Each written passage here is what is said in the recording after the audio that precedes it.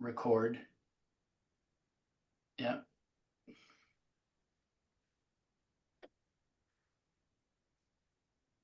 Okay, well, maybe one more minute and then we'll see. But I think everybody that said they were going to be here is here. Yeah, yeah, Vince, you show up that you're recording it as well. Yeah, All right, thanks. okay. All right, with that, I'll go ahead and open us in prayer, and then Dixie, I'm gonna do just a brief rationale of why we're doing this. And there are a couple of reasons, but then I'm gonna turn it over to Dixie with Guidestone, who is working hand in hand and uniquely with Converge Southwest and Converge as a whole. So, but anyway, let me open in prayer for us. Heavenly Father, we just want to say thank you for taking care of us in such good ways and in so many ways.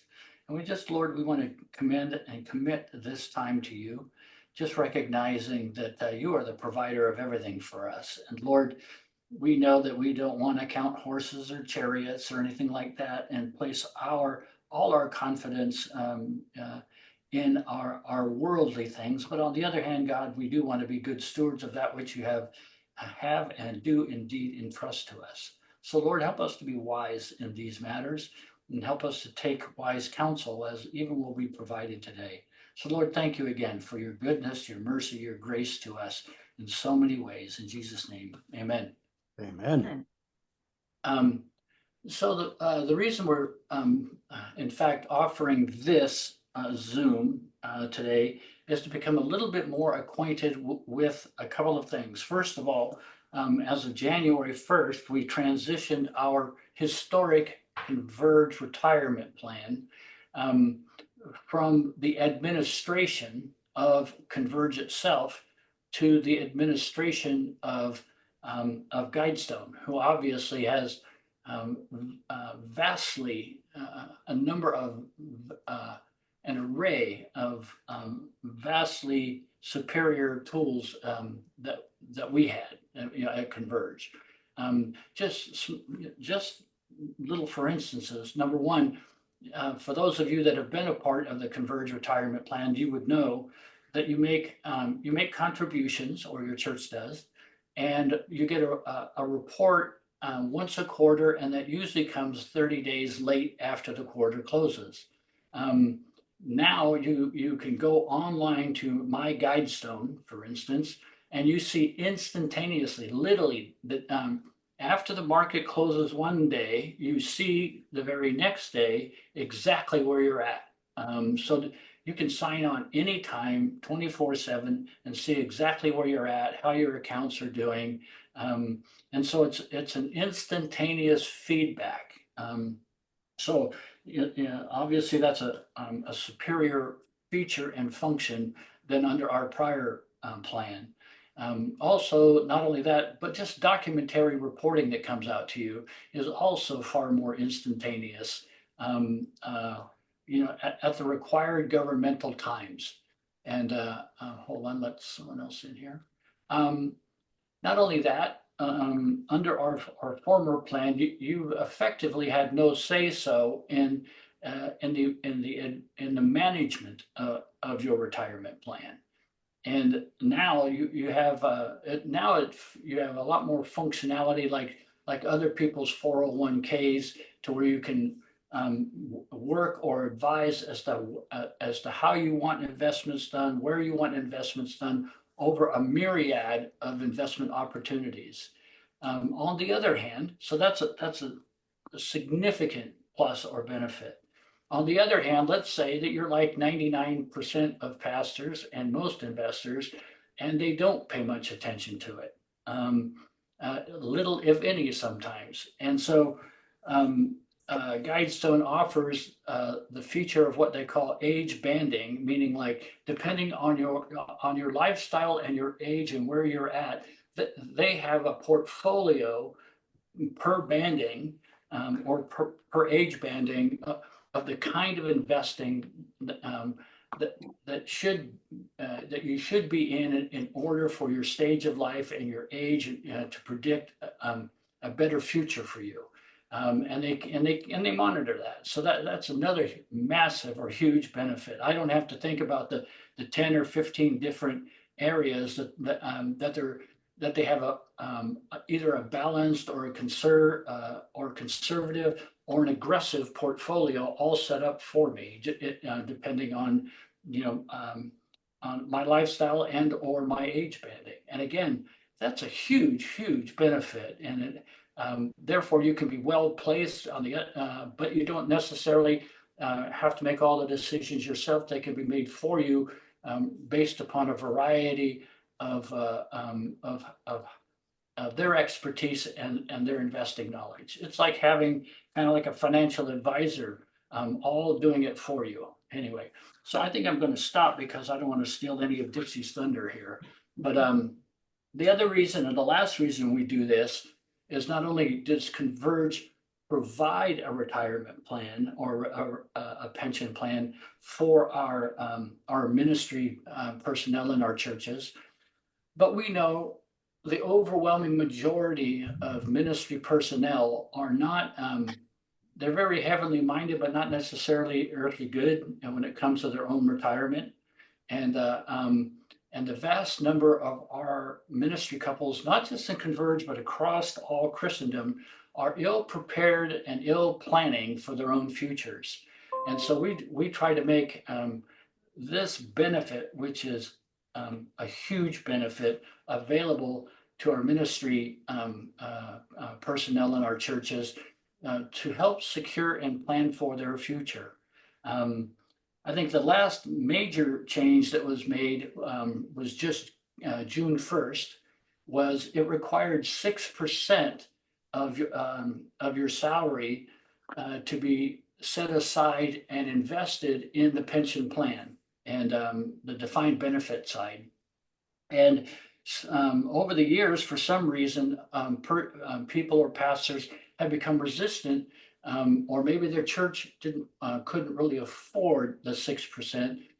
So we decided to readjust the plan and to make entry level at a minimum of 3% to get you in, get you started, so that you can get starting to be prepared for your future. Now, Lord willing, our recommendation is that you church will eventually get it up to 6% for you, and maybe even up to 10%. And we'll explain those things a little bit more as we go. But for the moment, I want to just turn it over to Dixie with Guidestone, who has been a personal contact from the beginning for us with our Converge retirement plan. And I want to stress again, it is still the Converge retirement plan, but they are the administrators of it now for us, and they're doing a superlative job in managing it, taking care of it, and reporting out to our people. So with that, I'll turn it over to Dixie. Dixie. Well, let me say thank you to all of you that have joined today. Like I said, I'm a preacher's kid. I grew up in the church, and I know how busy, crazy church life can be. So thank you so much. I also want to tell you a couple of things. My dad started pastoring when he was 18. He was a youth minister, and Dad finally retired at 80. And let me tell you why he was 80 years old before he could retire. He's a Southern Baptist minister. Southern Baptists don't require their churches to put back employer contributions. My dad was a church planter, so he pastored small to medium-sized churches. Many of those churches didn't even put money back for Dad. And I'm one of 4 children, so many of you know where I'm going with this story. So all that to say is I really encourage everybody to get started. I've been at Guidestone now for 41 years. And it truly is my ministry. I love working with pastors, but I will tell you, in all my tenure at Guidestone, there have been hundreds, probably thousands of ministers that are retiring in poverty because they have not done a good job putting money back for retirement. So, Bruce, I want to say kudos to Converge for requiring that 6% employer contribution. I wish the Southern Baptists had done this.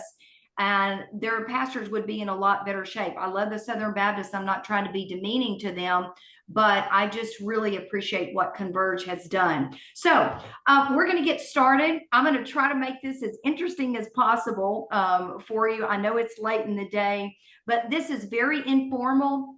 We are going to have a time at the end for Q&A. And so if you think of a question and you really want to ask it in the middle of the presentation, feel free to do that. Okay, I'm going to go ahead and share my screen. And can everybody see this right now? Yep. Okay, good. All right.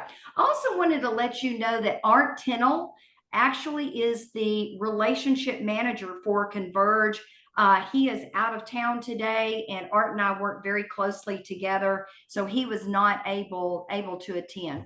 So this is real quickly, we're going to talk a little bit about Guidestone, the contribution options that you can make, some retirement savings strategies. We're going to talk a little bit about the Guidestone funds, the changes that Converge made, and what do you do to get started in the retirement plan.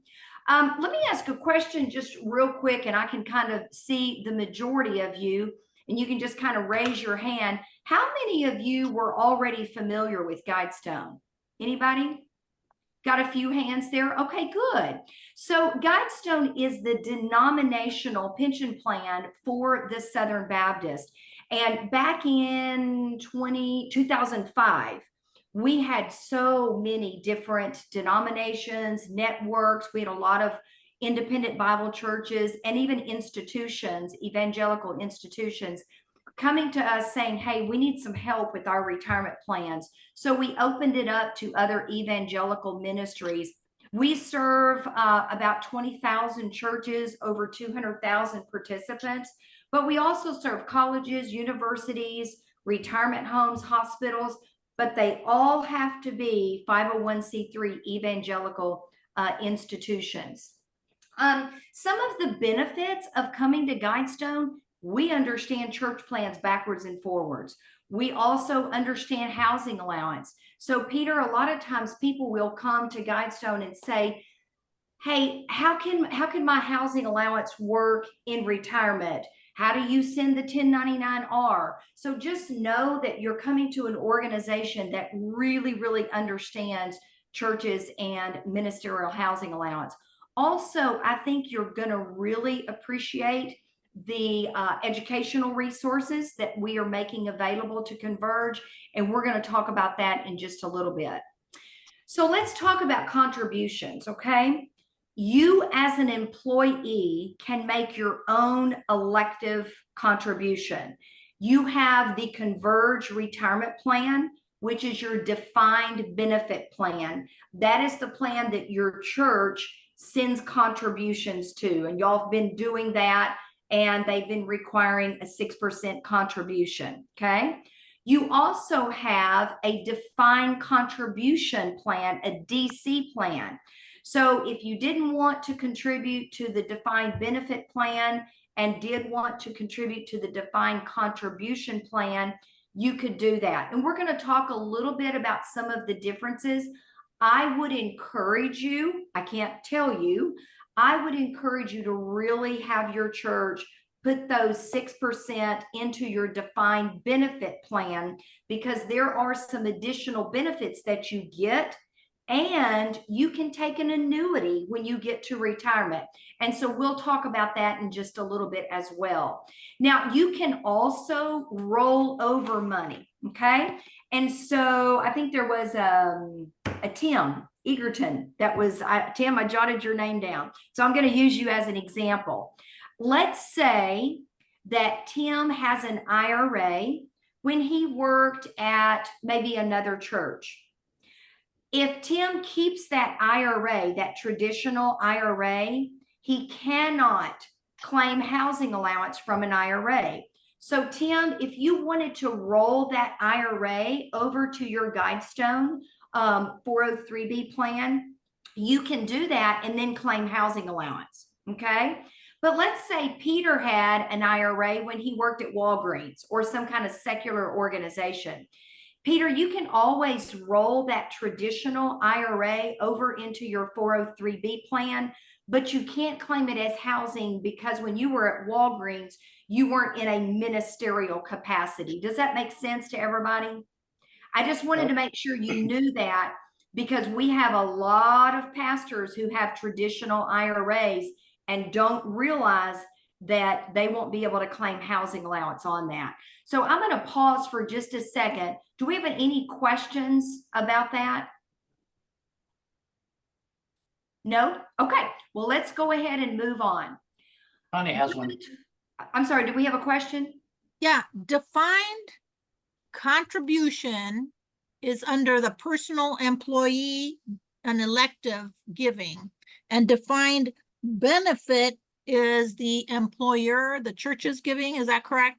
Connie, you are correct. Okay. The defined benefit plan, employer contributions can go to the defined benefit plan, or they can go to the defined contribution plan as well. But what I'm encouraging all of the churches to do is send that employer contribution to your defined benefit plan, because there are some additional benefits that the ministers are eligible for. Okay. And then, you know, Connie, if the minister wanted to make an elective deferral, they could put that into the defined contribution plan. Does that make sense? Yep. Okay, perfect. Let me step in, just add a little more clarity here for our purposes. As much as I would like Converge to require every church to require 6%, we don't require a church to do that. We have just, if they're going to be involved in the plan, we required previously 6%. So it was the minimum threshold, but now we're making it the minimum so that more churches will get involved for their pastors or even ministry staff. There's the minimum now is 3% just to get them in and get them started. But so what Converge Southwest does, meaning our office employees, right, that have been full-time previously, we set a 10%. So like part of my salary package personally, 10% of my salary goes into the Converge retirement plan. 6% goes to what we say the defined benefit. And when we say defined benefit, understand that that is truly a quote pension. That's right. Right. And the defined contribution side, I think of contribution as cash. And it's like that's equivalent, almost virtually equivalent to a 401k. But technically in legal language, it's a 403b. And because it has different benefits to it. So when we give 10%, we are already dividing 6% to the pension and 4% to my cash or 401k side, i.e. 403b. So it's kind of like, but if you can't get in, if your church doesn't want to help with the 6% side or the 3% side, they can give for you to the 401k side, or you even can take part of your salary and start putting it in the contribution side. When you do, it's tax deductible. It is like you don't pay tax on that money as it's going in. So I just want to clarify that. And Dixie, I'll turn it back to you. Okay. Yeah, we're going to talk about some contribution suggestions in a little bit, but so let me go on and talk about tax shelter. Okay. Can I stop you real quick, Dixie? Sure. Sorry about that. Where can we find our pension balance and kind of what's been being contributed to that? Is that on the Guidestone website? If you have an account with Guidestone and you've set up your user ID and password, you should be able to find it. Bruce actually showed me his a few minutes ago. And when you open the first page, it's listed down on the bottom left-hand corner. Is that correct, Bruce? It is correct. I will, yeah. Do you have an account, Thomas? I see it here now. Okay, perfect. Yep, thank you. And Yeah, and what Bruce was saying earlier is you used to have to get a statement, and sometimes you got it 1 month after the quarter end. Now it's just up there. Yeah. Okay. Thank you. So let's talk about different contributions. There are tax sheltered contributions, and there are Roth 403B contributions. And by the way, this is a 403B9 church plan. It is similar to a 401k, but it's a 403B9. Okay. If you do a tax sheltered contributions, the money comes in and you haven't paid taxes on it. So it's sheltered from taxes. When you retire, you can claim it as housing allowance. So let me give you an example. My dad, when he did start contributing to Guidestone, any contribution that he made or the church made for him, he didn't have to pay any federal income tax, and he didn't have to pay any Social Security tax. So it came in free. Now, when Dad turned 80, he retired, started drawing a distribution. He still claimed 100% of his retirement distribution as housing, and he doesn't pay taxes. So the money comes in tax-free and it goes out tax-free. Y'all are probably familiar with that concept, but I just wanted to make sure that you knew that. I'm not a minister, so when I do get ready to retire, I'm going to have to pay those taxes. Also, I wanted to let you know that for this year, and it's probably going to go up again next year, but for this year, you can actually put in $23,000 into your retirement plan, into your defined contribution, your DC plan, the 403B9 part. If you're over age 50, you can do another $7,500. So that's a lot of money that can go into your defined contribution plan. Like I said, some pastors will put money in an IRA, but the contribution limits are a lot greater in the 403B plan. Okay. One other thing, Bruce, I wanted to tell y'all, even like my dad, he didn't retire until he was 80.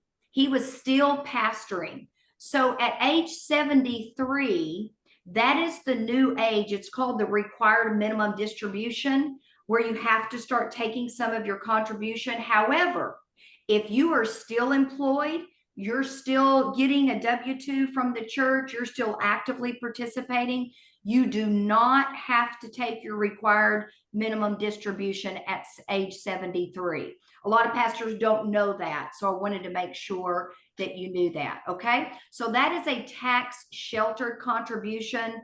A lot of people like to do it because it lowers their taxable income. And honestly, the majority of our pastors do a tax shelter because they don't have to pay any taxes on it. Now let's talk about, we've already talked about the ministers, so I won't spend a lot of time on this.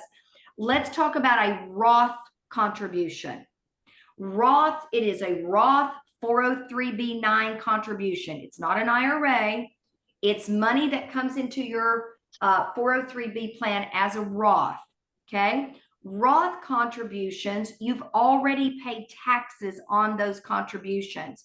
The beauty of doing a Roth is if you've been contributing for 5 years and you're 59 and a half, you don't have to pay any taxes on the earnings.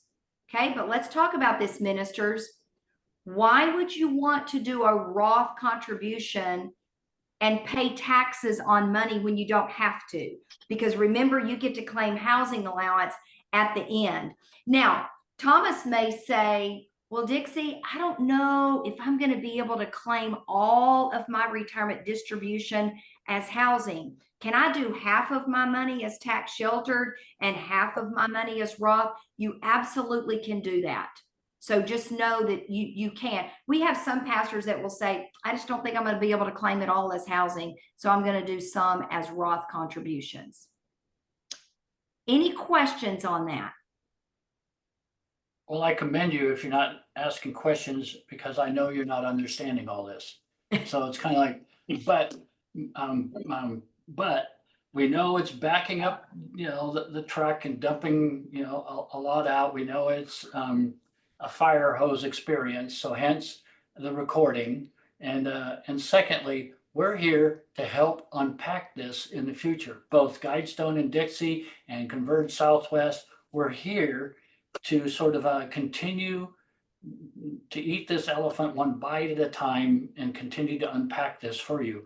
But it's critical for us that we get you at least initially advised about these the new realities and the new opportunities. Go ahead, Dixie.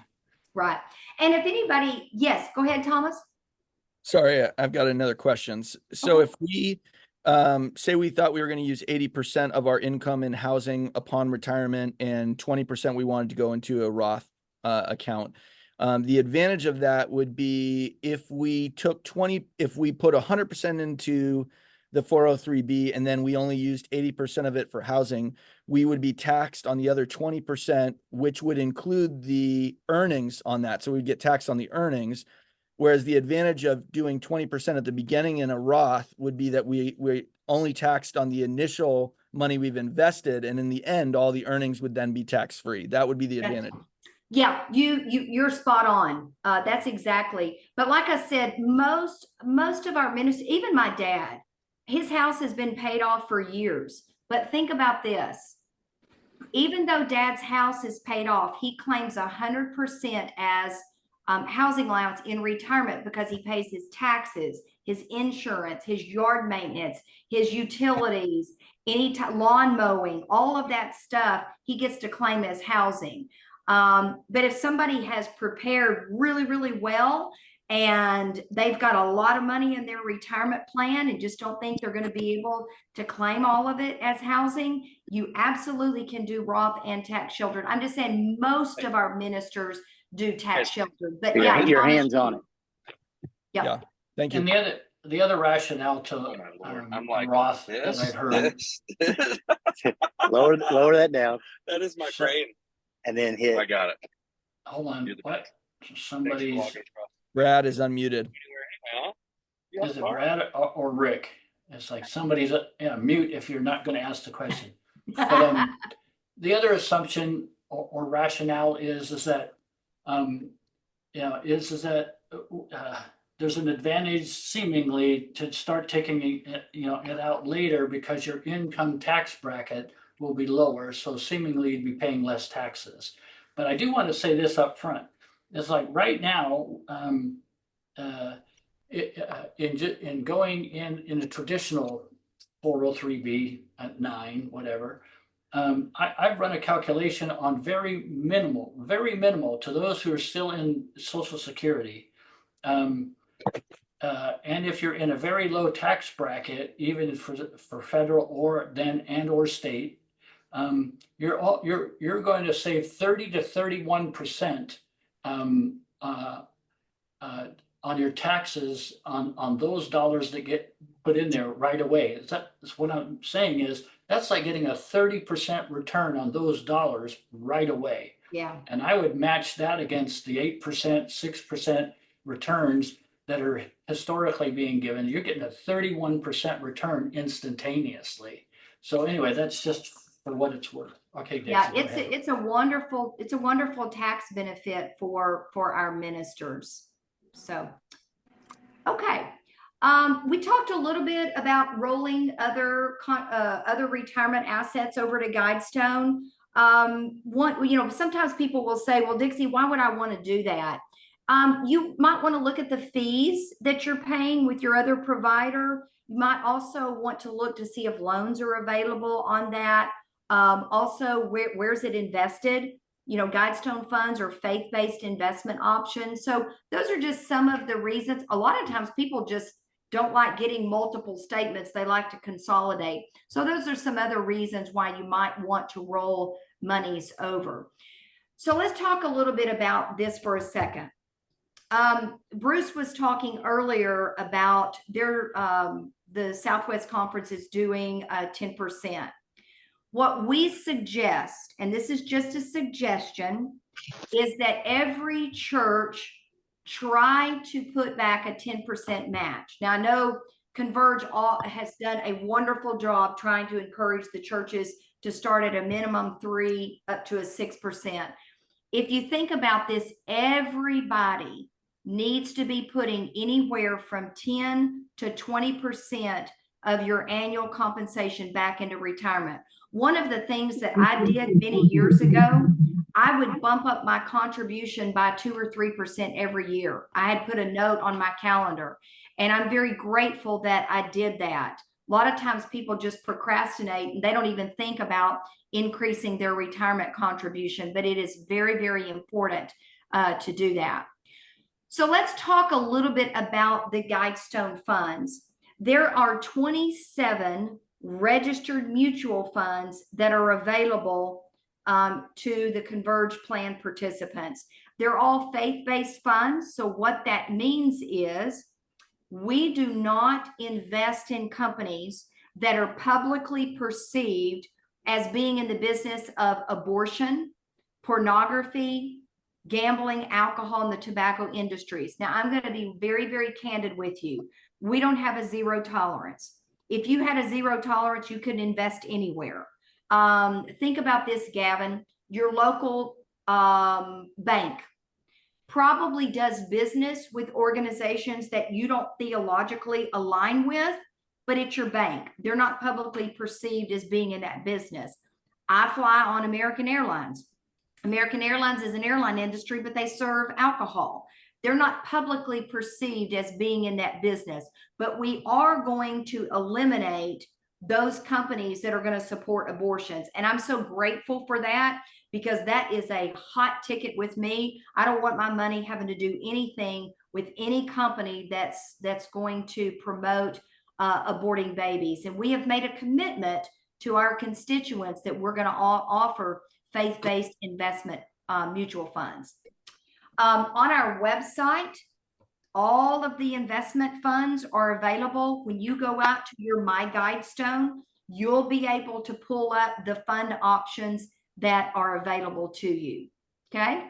Now we're going to talk a little bit about some different investment approaches, and everybody is different. Everybody's time until they retire is different. Bruce's time horizon is different from Gavin's. Gavin's is different from mine. Everybody's is different. Your risk tolerance is also different. So those are some things you need to think about as you're thinking about investing. Now, earlier, Bruce was talking about some funds at Guidestone. They're actually called target date funds. And the way they work is when you go out and you look at all the different investment options at Guidestone, you're going to see, we also call them My Destination, but they're target date funds. We have a 2015, a 2025, 35, 45, and 55. The numbers at the end reflect the year you anticipate retiring. So Bruce may say, I'm going to be retiring somewhere around 2035. If Bruce chooses that fund, we're going to take his money every month that is sent to his defined benefit. Well, his defined benefit is invested differently, but his defined contribution plan, we're going to diversify it for Bruce because we know how much needs to be in stocks and bonds. The good thing about it, Bruce, is you don't have to worry about how to diversify it, nor do you have to worry about when to move it, because we automatically do that for you. Many people call it a one-stop shop. They love it. They just choose the fund that closest matches the year they're going to retire, and they leave everything else to Guidestone. Now, Tracy may say, well, you know what? I'm a pretty savvy investor. I want to create my own portfolio. Tracy can do that. Tracy, you can go out and say, I want 10% in international, and I want 30% in small cap, et cetera, et cetera. But for the majority of our ministers, they just don't know how to do that.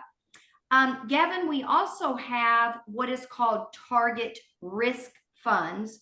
They're very similar to target date funds, but they don't move. So if Gavin chose the aggressive target risk fund, we diversify it for him, but it's always going to be 100% stock. And at some point in time, Gavin's not going to want 100% of his money being in stocks as he gets older. That's why the majority of our constituents choose the target date funds. Okay? That's just a quick overview. Now, let me tell you, if anyone needs some help with trying to determine where is the best place, how do you invest your funds, all you have to do is set up a meeting with us. We also have certified financial planners at Guidestone. We have advisory services.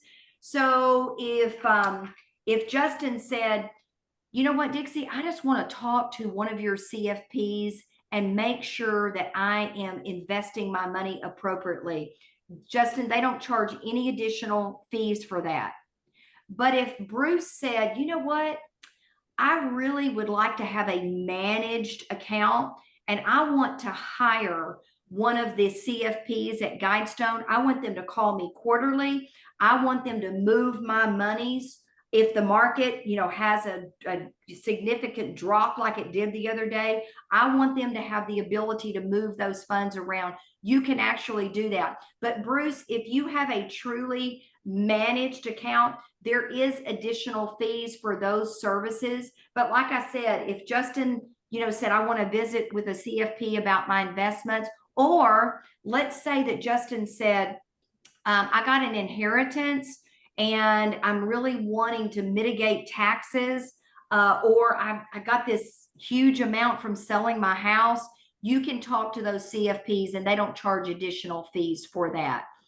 As I stated earlier, Art Tennell is your relationship manager. He is also available to schedule an individual appointment for anybody who wants to talk about their investment plan and where to diversify it or invest it.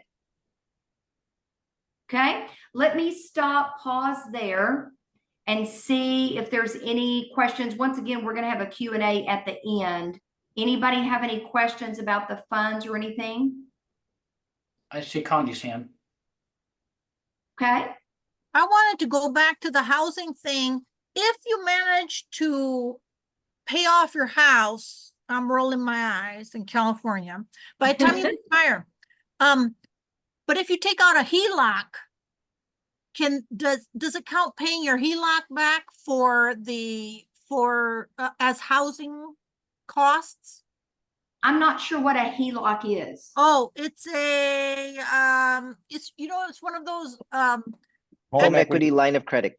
there you Home go. equity line of credit. Yeah. Oh, okay. Well, if you've got an outstanding, like a home equity loan, you can use that against your housing as well. Okay, that's all I want to know. Thank you. Okay. All right. So let's talk about the changes to the Converge retirement plan, just to make sure that everybody understands. Okay. Each church, and by the way, we ran this by Rodney Williams, who's in the Converge office, just to make sure this was all kosher and we had everything down correctly. They are encouraging each church to put back 6% of the participants' compensation towards their retirement. We've talked about the Converge retirement plan, which is the pension plan. Those are where those employer contributions are going to go. Okay. You can also send some to the defined contribution plan that we talked about. Also, just to reiterate what Bruce mentioned earlier, that if there is a church that can afford the 6%, they can start with 3%. But remember, this is a matching program. So if the church does 3%, we're hoping that the employee can also do 3% to get up to that 6%. Okay. Now, we're going to also talk about, let me move this up here just a little bit.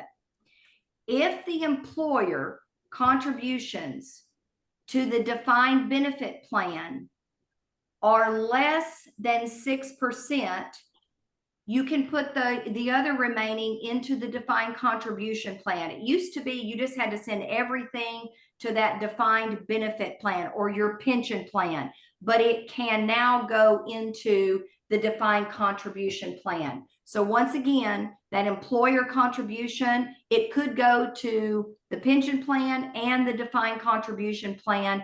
That is a change. It used to just be the pension plan. And also employees can supplement by making the tax sheltered and the Roth contributions that we talked about. Okay. Is everybody clear about that? The employees' contributions will go to the defined contribution plan. The employer contributions would go to the pension plan. I have a quick question. Okay. Maybe you'll get to this, but in your experience, what have you seen the better return for the money? Putting, say we had an extra $500, would it be more advisable to put it in the 403B or in the defined benefit plan as far as long benefit? Well, the contributions into your defined benefit plan are Only employer contributions, those church contributions. Okay. Got it. Your employee elective deferrals will go into the defined contribution or the 403B9. Okay, got it. Thank you. Let me augment that as answer as well. Just bear in mind, you can create a salary package with the church. So it's true that if you, let's say that you really wanted $500 and you weren't maxed out at your 6%. And so therefore you wanted to add that $500 to get it to the 6% on the pension side. Frankly, you can construct the salary package to where the employer is paying that, even though it's being reduced out of your actual salary or housing. Okay. You could. Now here's on the pension side,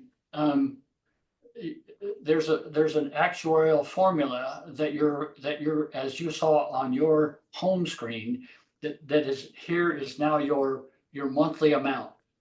Okay, that monthly amount will increase based upon your actual contribution up to that 6%. That 6% that cannot go down. In other words, you're not losing money on that.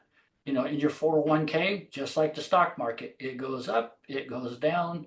Sometimes you're, popping champagne corks, and other times you're throwing up in a toilet. It's just like it depends on what's happening. And I'm sorry for the graphic language, but it's kind of like, so you need to decide, where's your risk factor act? Where's your emotions and all that kind of thing? How aggressive are you? But my non-CPA advice is that you do your best to max out the pension side, and then also work hard to add it to the 401k, i.e. 403b9, side, so that you have a very robust future plan. So anyway, that's just my cheap seats analysis. Well, and another thing, when you think about your pension plan, your defined benefit plan, when you do get ready to retire, you can take an annuity, and y'all probably are familiar with that. An annuity is it's a certain amount of money every month, and you can't outlive it. And so that's a benefit too. And Bruce, I don't know if you can talk a little bit about this. When the churches are contributing to the defined benefit plan, isn't there like a free life or disability benefit? There's right now how the plan, let me just say this. I've been told this, all right? Like I was just recently added to the pension committee of Converge, all right? So like now I'm one of the 6 members that determines some things. And but I was just added to that. So we just went through some of the nation's top actuarial firms that did a complete analysis, and here was their offline gut check comment to us about it.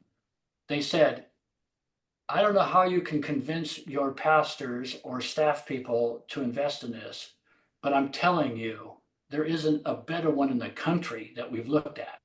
And it's kind of like, if they can get into it, they need to get into it as soon as possible, try to get to that 6%, max it out, and keep going.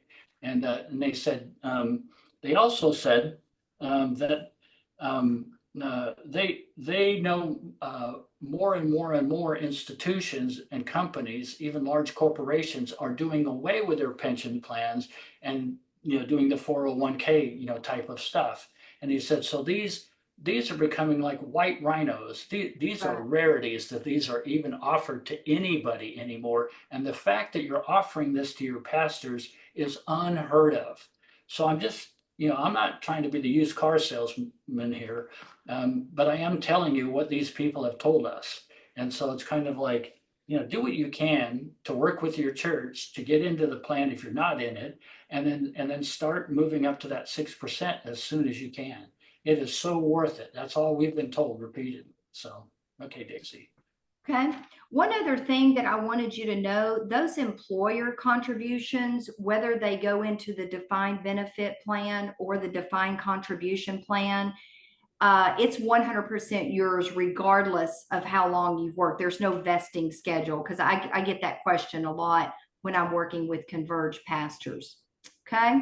All right. We've already talked about that. Okay. So what are the next steps? Hi, this is If Rick. somebody have a question? Good, Stephanie. How you doing? Was that Rick? Was that you? Mhm. Rick's mic is He's still on the phone. Yeah, I think he's Oh. on the phone. Oh, okay. Rick, Okay. Rick, mute your thing, Rick. So if you're wanting to get your church involved in the retirement plan, there is a form that we'll send your church to fill out. You'll need to complete an enrollment application and take it to your church administrator. Once you are enrolled, it's going to be very important to set up your My Guidestone so that you can set up your beneficiaries. We're going to go through that in just a minute. If you are interested in getting set up into your defined benefit plan, your pension plan, or the defined contribution plan, you can shoot me an email. I'll be more than glad to help you or the church administrator at the church get this ball rolling. It's a pretty easy process. So this is what it looks like once you are a plan participant.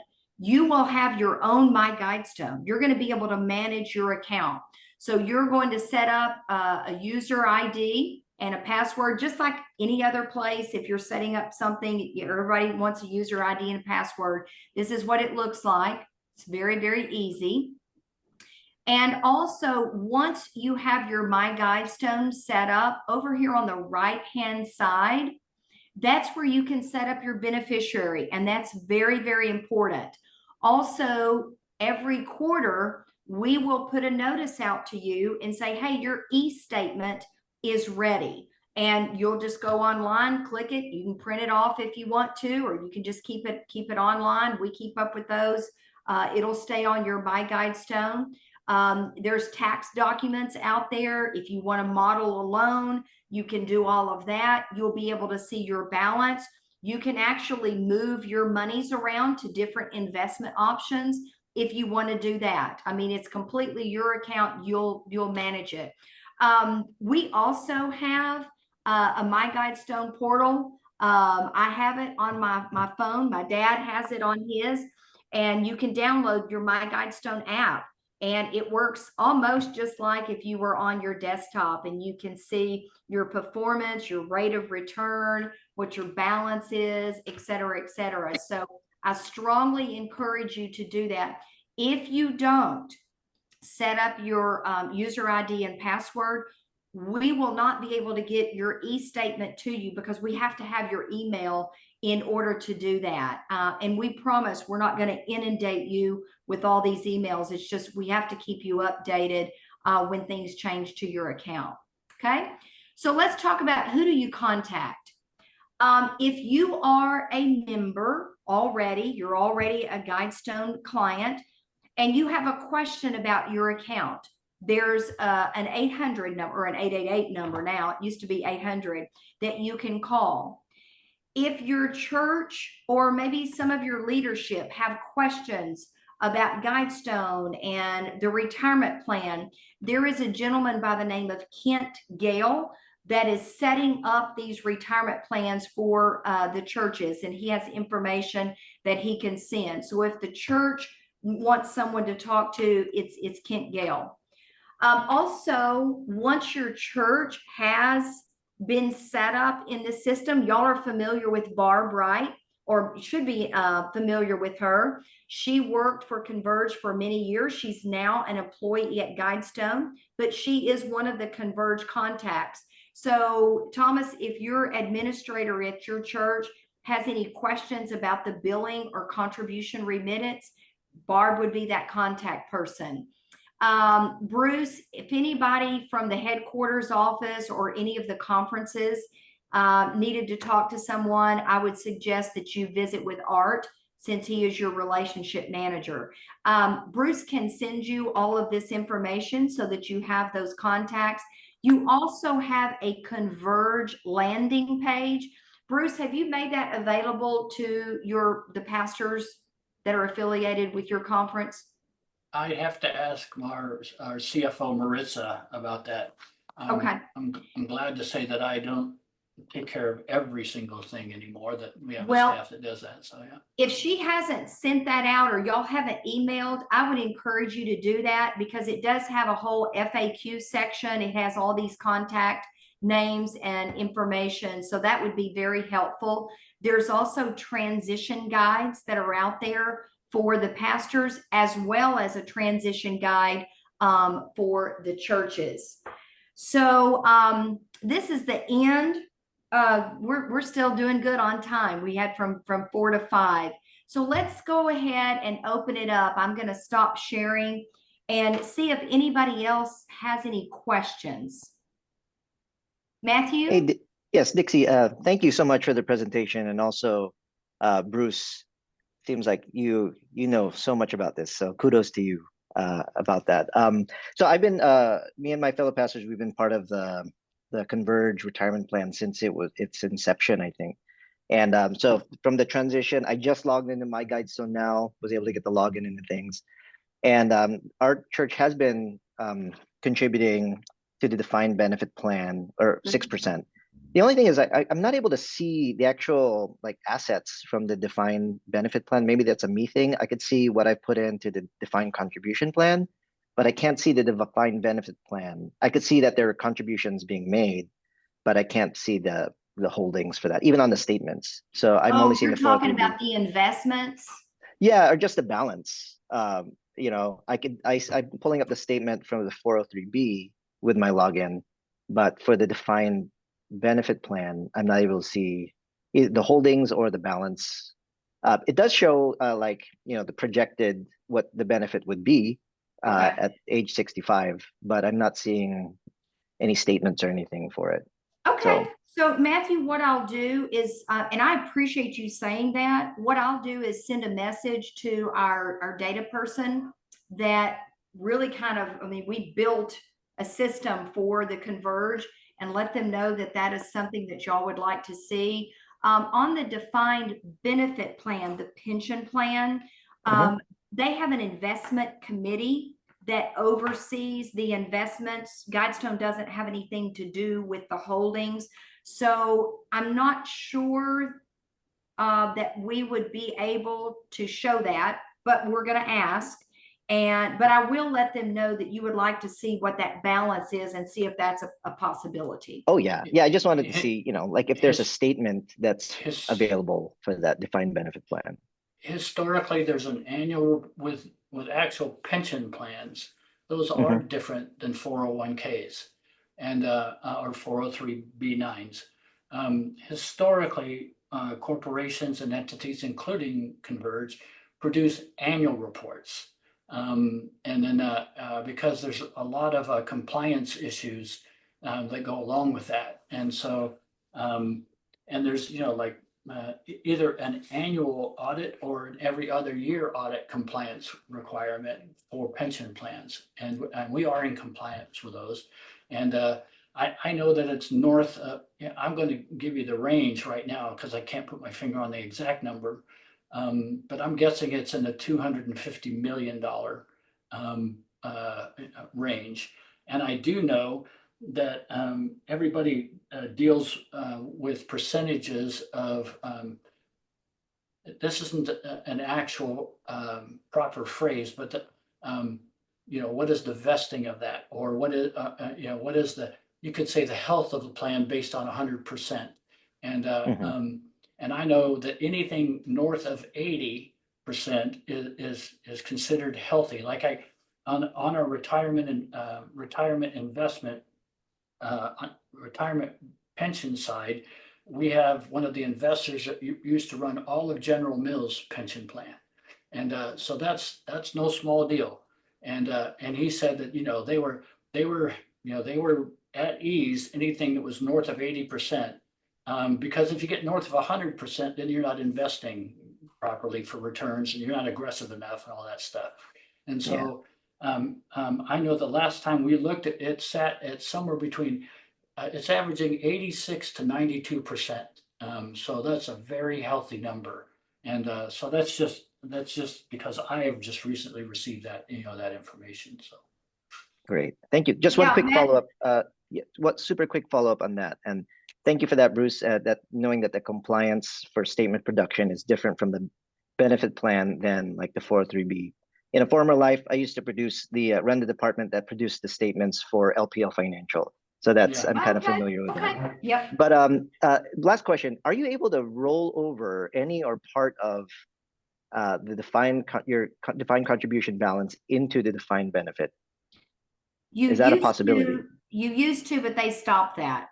Yeah, because that seems like a great deal if you could do that. Yeah, it's a great deal, but it also unbalances pension plans. Got it. Got it. And meaning like it was a great deal, but on an actuarial business basis, it's too great of a deal.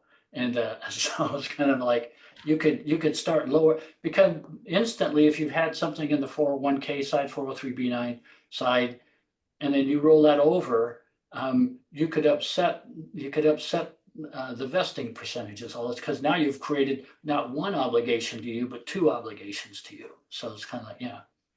Got it. Thank you. A little bit more light. Any other questions? Connie, you had your hand up a moment ago again. Well, I thought Matthew was asking about why on his website, he can't see the defined benefit amount that the church had put in for him over the years on the defined benefit part. And he could only see the number of what would be coming to him monthly in the pension. So maybe I misunderstood that, because I asked the same question. Yeah, you can actually see that you can click on the amounts. There is a spot on your landing page on the My Guidestone thing where it clearly shows since January the actual monthly contributions. You can see that, and you can see the split between the defined benefit, i.e. pension, and the defined contribution. It actually is split, and you can see both contributions. So, I mean, I know I looked today. So, and the reason it's January 1st forward is that's because when Guidestone became the administrators to it.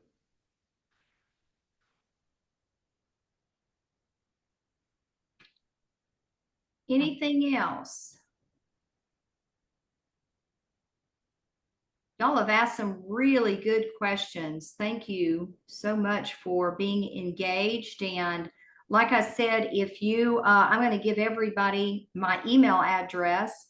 And if you do have some questions or your church is not involved in the Converge retirement plan, or if you want to make your own elective deferrals, I just beg you to get involved, because we want everybody to be financially prepared. So my email address is Dixie, DIXIE .beard, as in facial beard, BEARD, like Thomas's, at guidestone.org. So Dixie.beard at guidestone.org.